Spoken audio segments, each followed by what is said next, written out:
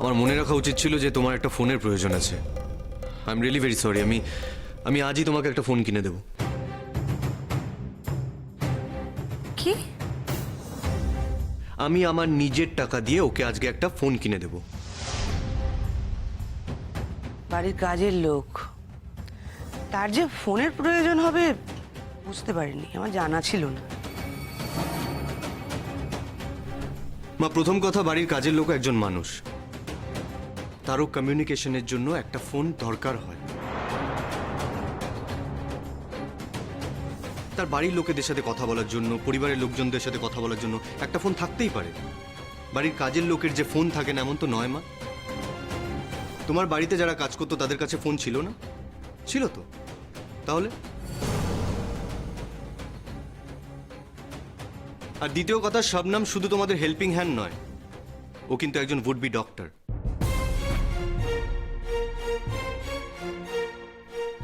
রোহিণীর যদি একটা ফোনের জায়গায় 5টা ফোন থাকতে পারে, আমার কাছে যদি একটা ফোনের জায়গায় 3টে ফোন থাকতে পারে, তাহলে শবনমের কাছেও একটা ফোন থাকার অধিকার আছে, 100 বার আছে। আর এই উপহারটুকু আমি ওকে দিতেই পারি। হ্যাঁ, আমি অন্য কারো টাকা এই উপহারটা দেবো না, আমি নিজের টাকায় ওকে একটা ফোন কিনে দেবো। আমার না ফোনের কোনো দরকার নেই, আর আমি আম্মুকে বারণ করে দেবো তোমার নাম্বারে ফোন না করতে। দরকার হলে আমি আম্মুকে ফোন করে নেবো। না, তোমার মা ফোনে আছেন, মায়ের সাথে কথা বলো। আর সব সময় সব বিষয়ে এত কথা বলো কেন তুমি? যাও না, নিজের কাজ করো, যাও। এরপরে তো আবার রাতের রান্নায় হাত লাগাতে হবে। যারা বলেছিল তোমার হাতের রান্না কোনোদিনও খাবে না, এখন তো দেখছি দিব্যি খাচ্ছে। অতএব যাও, নিজের কাজটা করো। কথা বলো মায়ের সাথে ফোনে, বলো।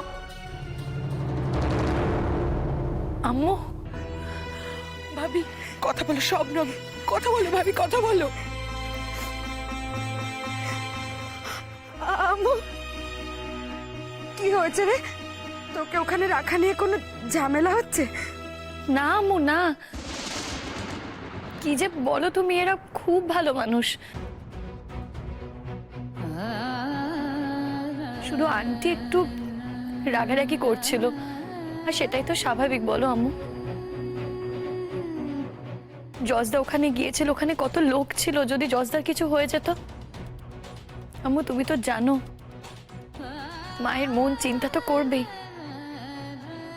তুমি তো মা, বুঝতে তো পারছো। হ্যাঁ, তা তো বটে, তা তো বটে, কিন্তু আর কোনো কিন্তু না, আমি একদম ঠিক আছি। আম্মু, তারপর আব্বু তোমার সাথে কোনো অশান্তি করেনি তো?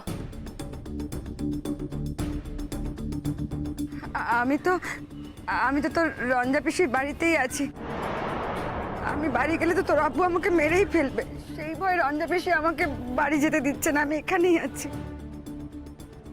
আচ্ছা মা, তুই একটা সত্যি কথা বলতো, তুই ভালো আছিস ওখানে? হ্যাঁ আম্মু, খুব ভালো আছি আমি।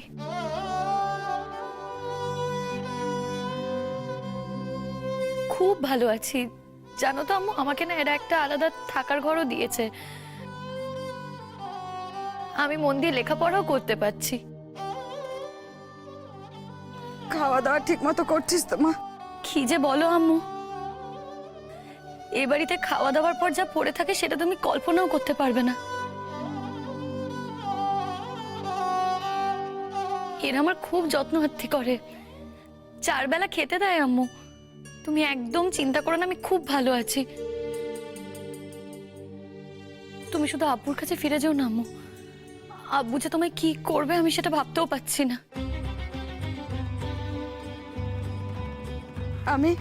আমি রঞ্জা আপার সঙ্গে তোকে একদিন দেখতে যাবো আম্মু। এতদিন তোকে দেখিনি, মনটা বড় পড়ছে রে আম্মু।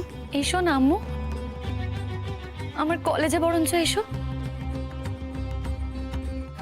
আমি যবে বলবো তুমি তখনই এসো, রঞ্জা পিসির সাথে চলে এসো। রঞ্জা পিসিকে বললেই তোমাকে নিয়ে আসবে। কিন্তু এখন এসো না আম্মু, এ বাড়িতে তো বিয়ে, যজ্ঞী বাড়ি বলে কথা, একটু হাতে হাতে কাজ না করলে হয় বলো? আমি যখন বলবো তুমি তখন এসো আম্মু আমার সাথে দেখা করতে। তোর আব্বু না কিছু একটা তাল পাকাচ্ছে জানিস, তুই একটু সাবধানে থাকিস আম্মু। তুমি ভয় পেও না আম্মু, এটা তো গ্রাম না, এটা কলকাতা শহর। এখানে আব্বু কিছু করতে পারবে না আমার। তুমি ভালো থেকো আম্মু, শরীরের যত্ন নিও। আম্মু এবার রঞ্জা পিসিকে ফোনটা দাও না। এনা তোমার সঙ্গে কথা বলবে।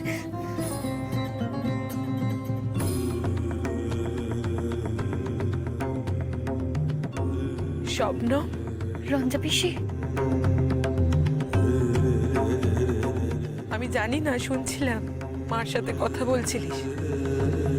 তুই বলছিলিস তুই নাকি খুব ভালো আছিস, যে বাড়িতে আমার বৌদির মতো একটা মানুষ থাকে সেই বাড়িতে ভালো থাকা যে কতটা অসম্ভব সেটা আমি জানি। স্বপ্ন, সত্যি কি তুই ভালো আছিস মা?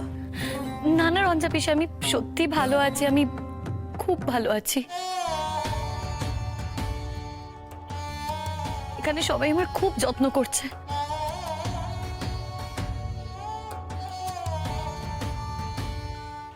জানি মা, তোর বুক ফাটে তো মুখ ফোটে না।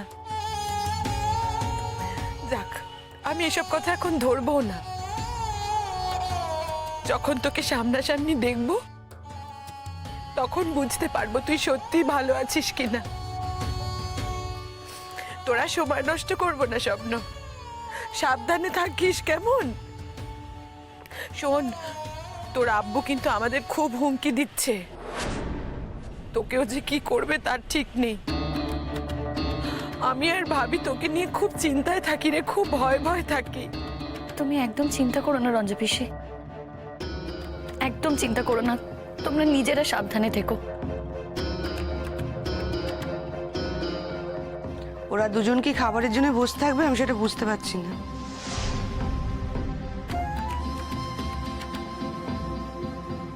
রঞ্জা পিসি, আমি এখন রাখছি, হ্যাঁ পরে কথা বলবো। কে চিৎকার করছে রে? বৌদির গলা মনে হচ্ছে না? কি বলছে? না না, আমাকে নিয়ে কেউ কথাই বলছে না। তুমি রাখো ফোনটা, পরে কথা বলবো। আসলে সবে কলেজ থেকে ফিরেছি তো। রাখছি।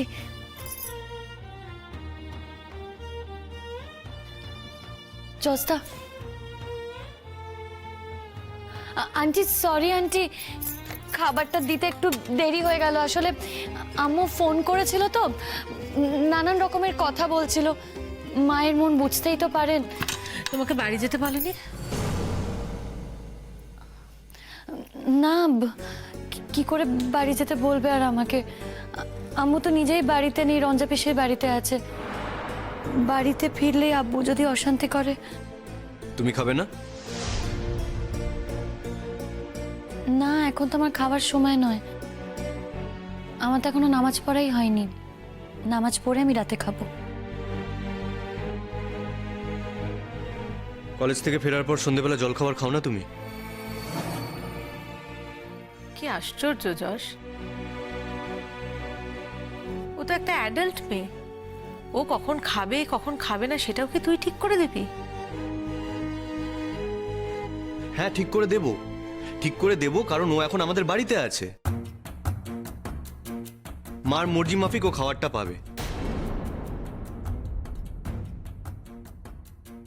মার ইচ্ছে না হলে মা তোকে খাবারটা নাই দিতে পারে। খবরদার যশ, তুমি আমার সম্পর্কে এ ধরনের কথা বলবে না। খুব ভুল কথা বলেছে কি মা? কেন তুমি শুধু শুধু অশান্তি করছো জজদা? আমার খাবারটা তো আমার নিজের। আমি তো বলছি যে আমি নামাজ না পড়ে কিচ্ছু খাই না। আমি একেবারে রাতে খাবো। সেই সকালবেলা বাড়ি থেকে খেয়ে বেরিয়েছো, আর এখন এই সময় তোমার খাওয়ার প্রয়োজন নেই বলছো। তুমি কেন শুধু শুধু এরকম বলছো জজদা? আমি তো বারবার তোমাকে বলছি আমি ঠিক খেয়ে নেব। কেন তুমি আন্টিকে কথা শোনাচ্ছ? দেখো, আমি যদি আন্টিকে গিয়ে বলি আন্টি আমার খিদে পেয়েছে, আন্টিকে আমায় খাবার দেবে না? আন্টি তো আমায় খাবার দেবে। তুমি তোমার বাড়ি চেনো না, তুমি তোমার বাড়ির লোকদের জানো না। তোমার বাড়িতে তো কত খাবার থাকে, ইচ্ছে করলেই আমি খেতে পারি। শুধু শুধু তুমি আন্টিকে কথা শুনিও না। দেখো জজদা, আন্টিকে তোমার বাইরে থেকে দেখে যতটা খারাপ মনে হয়, আন্টি কিন্তু ততটা খারাপ নয়। যাক, তুমি অন্তত আন্টিকে ভুল বোঝনি, মানুষটাকে ঠিক চিনেছো।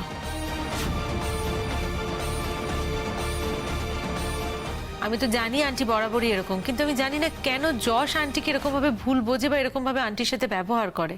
I really don't understand. Yash এইটুকু তো অন্তত বুঝতেই পারে যে রঞ্জা পিসির ওপর রাগ করার আন্টির যথেষ্ট কারণ আছে, তাই রাগ করেছে।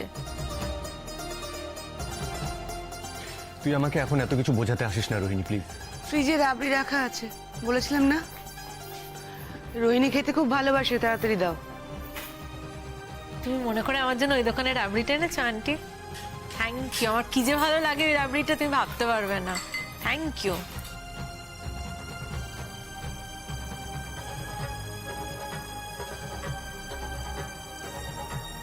তাড়াতাড়ি করো। হ্যাঁ আন্টি, দিচ্ছি আন্টি, এক্ষুনি দিচ্ছি। 1 মিনিট আর। এই যে হয়ে এসছে, এই যে।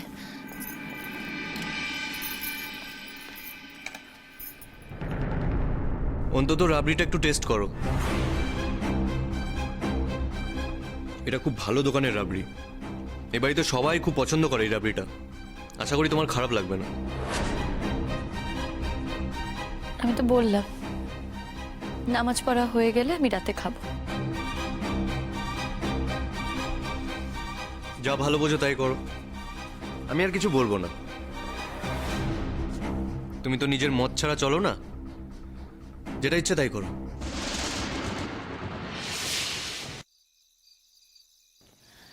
আন্টি বলছি, এবার আমি খাবারগুলো খাবো।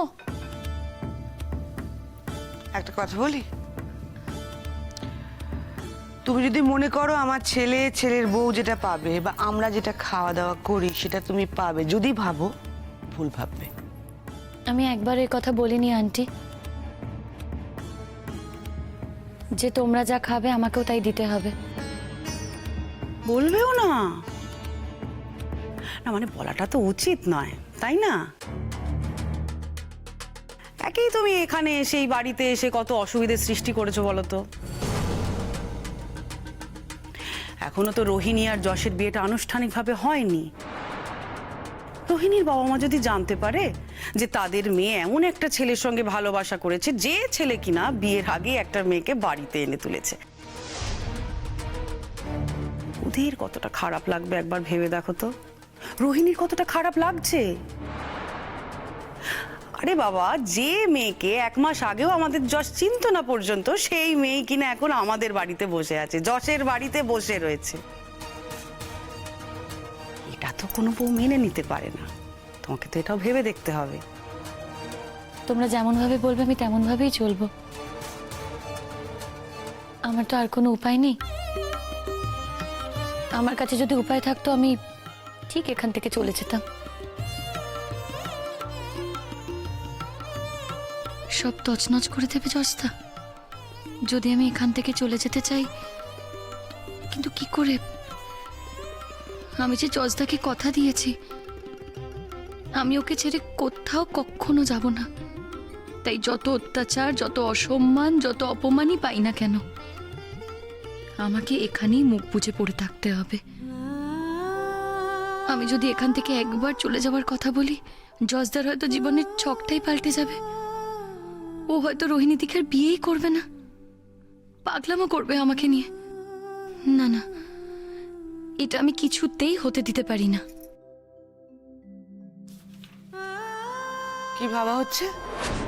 কই কিছু না তো আন্টি। তুমি তখন বলছিলে না যে তুমি পরে রাবড়ি খাবে, তুমি যদি মনে করে থাকো আমি সেটা তোমাকে দেব, ওটাও কিন্তু ভুল মনে করছো। আমি আমার ছেলের বউকে যেটা সাজিয়ে দিতে পারি তোমাকে দিতে পারি না, যে সেটা বোঝো তো। না না আন্টি, আমার এসব রাবড়ি টাবড়ি কিচ্ছু লাগবে না। ওসব দূর থেকে দেখাই ভালো। রাবড়ির স্বাদ কেমন হয় সে তো আমি ভুলেই গেছি। আমার দুবেলা দুমুঠো ভাত জুটলেই হবে। আমরা দুবেলা ভাত খাই না, রাতে সবাই রুটি খায়। তোমার জন্য তো আলাদা করে ভাত করা যাবে না, তুমি তো রান্না বান্না করছো। কে কে খায় জানো না? না, আমাকে আপনারা যা দেবেন আমি তাই খাবো। যদি রুটি খাওয়ার নিয়ম হয় রুটিই খাবো। আমি তো এই নিয়ে কোনো কমপ্লেন করিনি আন্টি।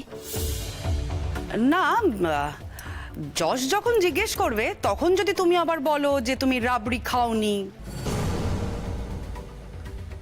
আমরা যা খাই তুমি তা খাও না, তাহলে তো আবার এই নিয়ে অনেক কথা শোনাবে যশ, তাই না? মানে আমাদের না এখন সব দিকে হয়েছে জ্বালা। উফ, এমন ভাবে ছেলেটা বিগড়ে গেছে।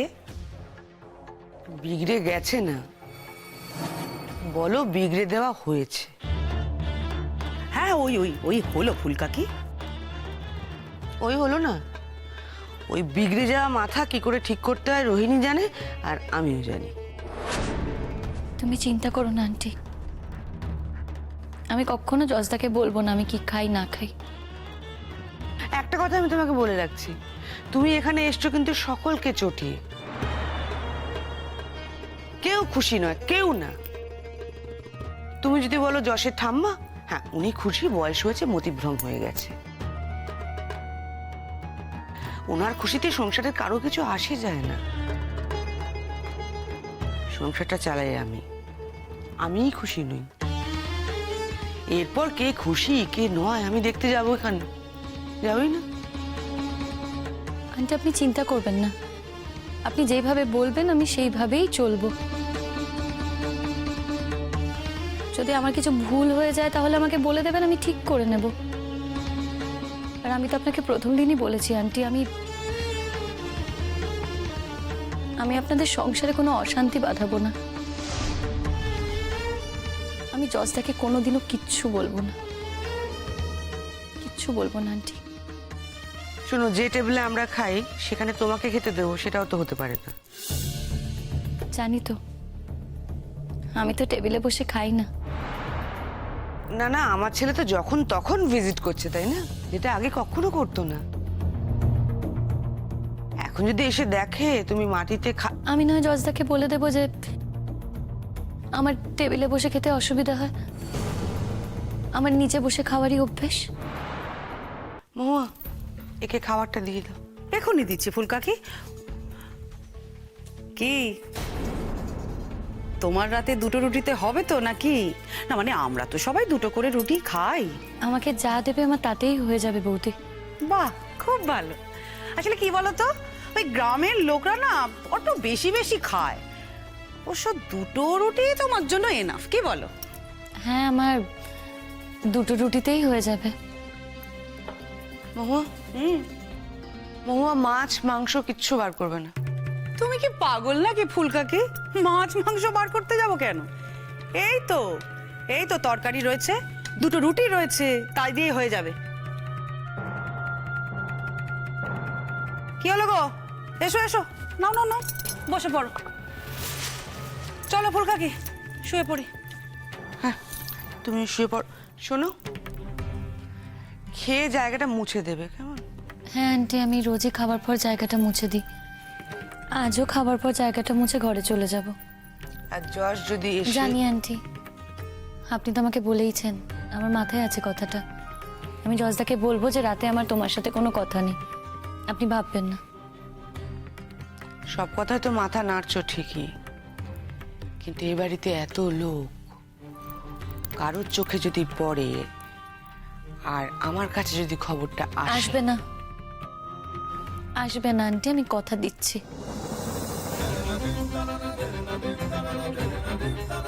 চলো ফুলকাকি।